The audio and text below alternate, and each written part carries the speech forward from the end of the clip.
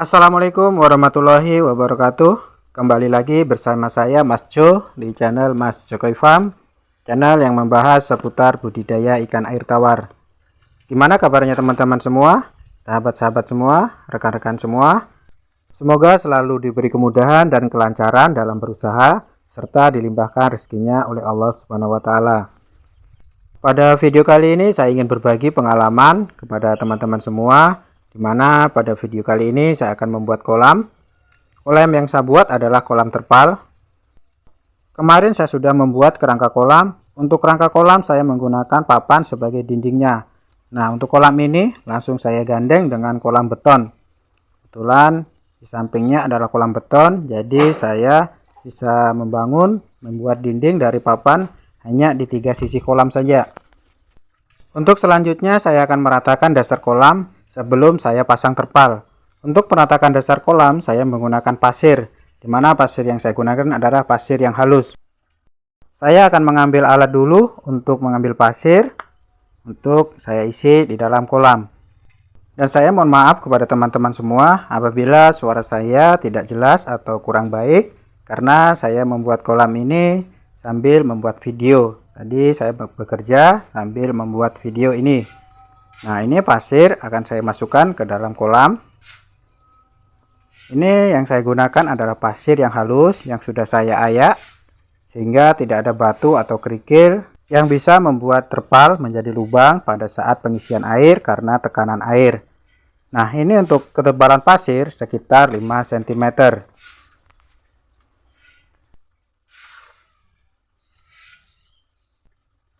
Setelah kita rasa cukup, kita memberi dasar kolam dengan pasir, maka langkah selanjutnya adalah kita akan meratakan dasar kolam. Nah, saya akan ratakan dasar kolam.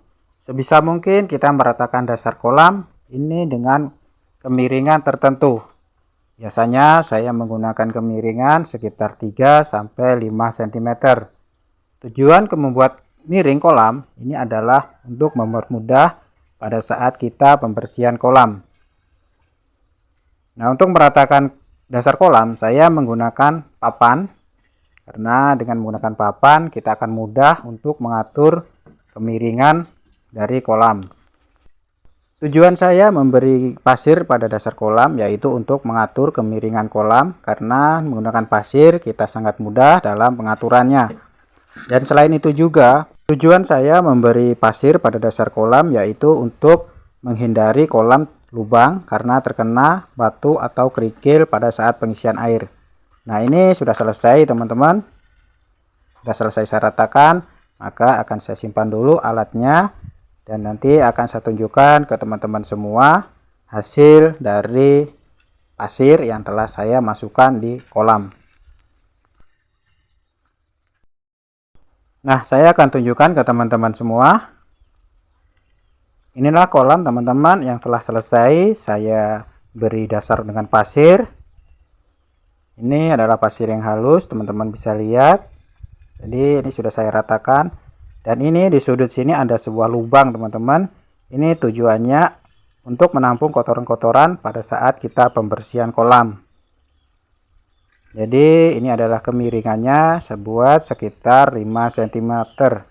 Dari ujung sini ke lubang itu sekitar 5 cm.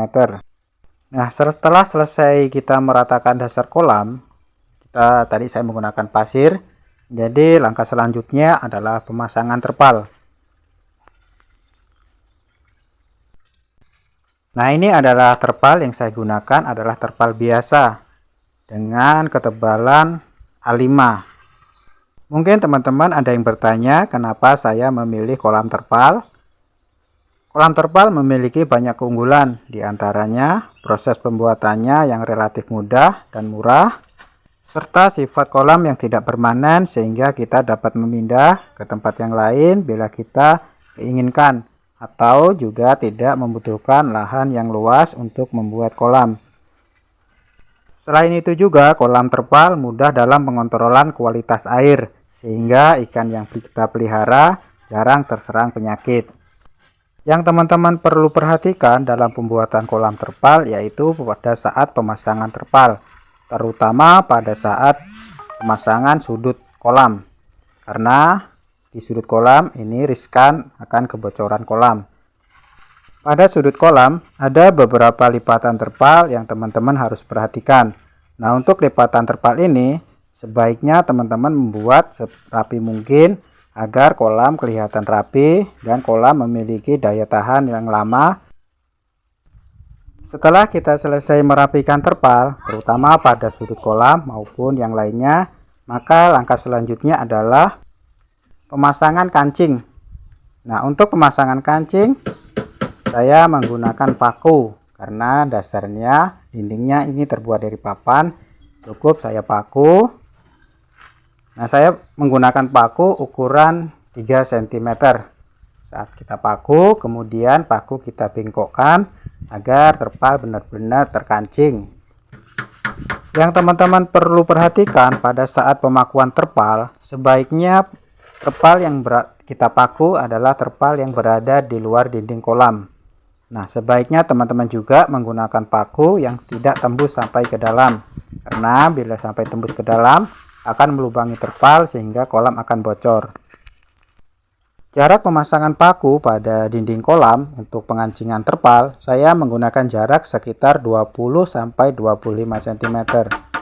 Tujuan saya pemasangan paku yang berdekatan ini agar pada saat pengisian air terpal tidak terjadi gelembung atau kekendoran pada kolam, sehingga terpal benar-benar kencang pada saat kita mengisi air. Yang teman-teman perlu perhatikan dalam pemasangan terpal yaitu jangan sampai terjadi lipatan pada dasar dinding kolam.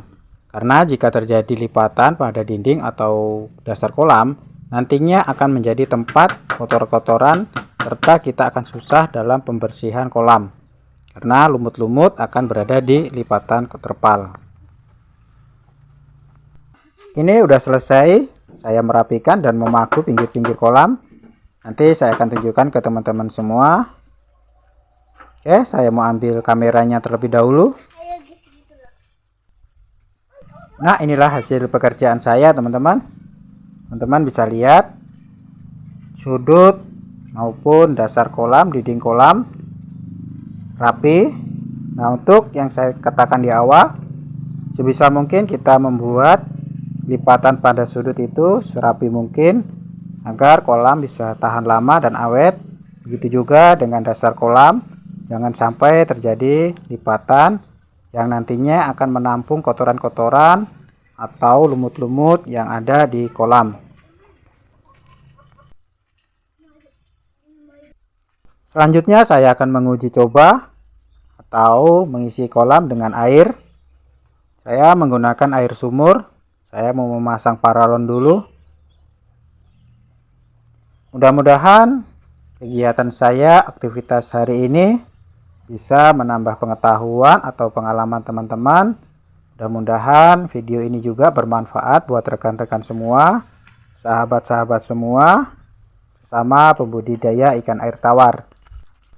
Kiranya teman-teman bisa mendukung dan mensupport channel saya ini dengan subscribe dan aktifkan lonceng notifikasinya, agar teman-teman semua, sahabat-sahabat semua, menjadi orang yang pertama melihat video saya terbaru.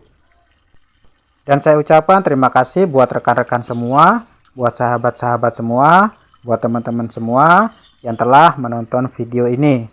Sampai jumpa lagi, sampai bertemu lagi di video-video saya yang selanjutnya.